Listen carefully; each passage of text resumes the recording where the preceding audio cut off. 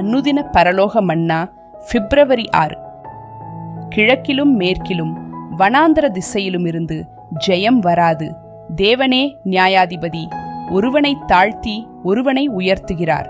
சங்கீதம் 75 அதிகாரம் வசனம் 6 மற்றும் 7.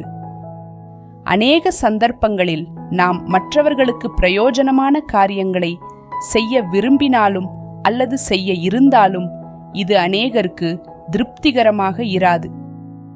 தேவன் இவைகளை அறிந்தவரானபடியால் நம்மை உயர்த்தவோ தாழ்த்தவோ அவராலேயன்றி ஒருவராலும் கூடாது. நம் கிரியைகளை அவர் அறிவார்.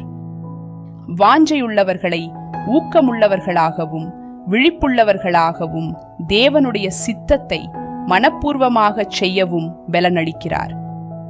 இவர்கள் சகல உபத்திரவத்திலும் பொறுமையுள்ளவர்களாகவும் தங்களை முற்றிலுமாக வெறுத்து தேவனுக்கே ஊழியம் செய்வதாக எண்ணி கிருபையினால் நிறைந்தவர்களாக நீதியுள்ள நியாயாதிபதி தங்களுக்கு ஏற்ற காலத்தில் பதிலளிப்பார் என்ற சிந்தையோடு நற்காரியங்களை செய்வார்கள்.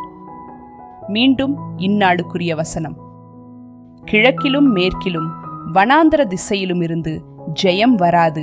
தேவனே நியாயாதிபதி, ஒருவனை தாழ்த்தி ஒருவனை உயர்த்துகிறார். சங்கீதம் 75 அதிகாரம் வசனம் 6 மற்றும் 7.